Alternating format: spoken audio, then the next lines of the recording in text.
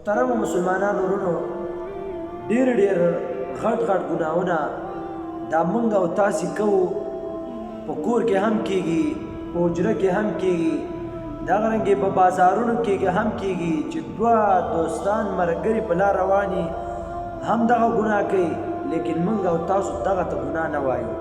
عامه تقریبا په هر څه کې کیږي لیکن مونږ او تاسو دې ته ګناه نه وایو هغه عامه شوي چې کومه ده کومه ګناه ده هغه غیبت دی پیغمبر علیه الصلاة والسلام د غیبت مبارک کې فرمایي الغیبت اشد من الزنا غیبت دا د ګناه نه د ګناهونو کې د زنا نه هم لویه ګناه ده دومره سخته ګناه ده خپل صحابه به یې هم منې کول صحابو ته به یې په دې باندې دا زورنه ورکوله چې تاسو غیبت ونه کوئ غیبت کې د خپل ورور غوښې خوراک دی الله رب العزت قرآن مجید کې فرمایي چې کله تاسو غیبت کوئ نو تاسو د خپل ورور غوښې خورئ دومره لویه ګناه ده یو پیرې عبدالله ابن عباس صاحب مکه مکرمه کې ناست و په دې کې یو کس راغلی ورته وایي ما ګناه کړله عبدالله ابن عباس صاحب ورته وفرمایل بس توبه وباسه عکس بیا وی چې نه ما دومره لویه ګناه کړله چې الله به مې معاف کړي ګناه نو عبدالله ابن عباس صاحب ورته ووایي الله به دې معاف کړي توبه وباسه بیا دا کس لاړې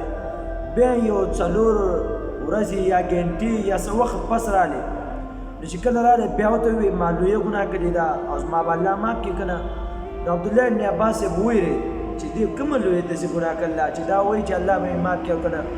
نو ورته یې ووایي دا څه ګناه کړې ده نو دغه کس ورته ووایي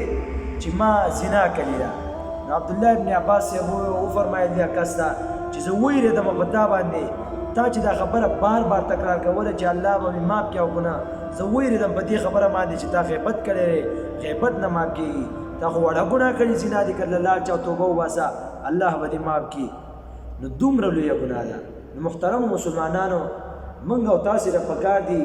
چې په کور کې غیبت کېږي یا په ښځې غیبت کوي ښځې عموما ډېر غیبت کوي پیغمبر علیه السلام چې کله معراج ته لاړې نو په دوزخ کې ښځې ډېرې ولیدې بیا وفرمایل چې ما په دوزخ کې ښځې ډېرې ولیدې صحابه ته یا رسول الله په دوزخ کې ښځې ولې ډېرې وې وجې سره نو پیغمبر علیه السلام وفرمایل چې دوزخ ته به ځکه ډېرې ښځې ځي چې یو خو دا د خاوند نافرماني کوي دویمه وجه دا ده چې دا غیبت کوي د غیبت د وجې نه به دا ښځې دوزخ ته ډېرې ځي نو ما ځکه په دوزخ کې ښځې ولیدې نو موږ او تاسې ته پکار دي چې که ملګری د غیبت کوي نو منې که دا لویه ثواب دی دغه رنګې په کور کې غیبت کېږي نو منې که دا داسې ده لکه چې عکس دې منې که په خپله باندې نیک عمل وکړه او په دا په لویو ګناهونو کې راځي لویو ګناهونه څه شی دی پیغمبر علیه السلام فرمایي الکبائر لویو ګناهونه چې کوم دي الاشراک بالله دا الله سره شرک کول دي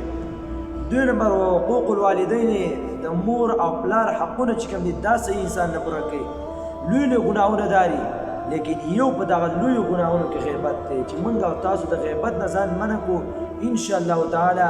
دنیا به هم ښه او آخرت به هم ښه موږ او تاسې ته پکار داري دغه حدیث د رسول الله صلی الله علیه وسلم باندې عمل وکړو ځان د غیبت نه منې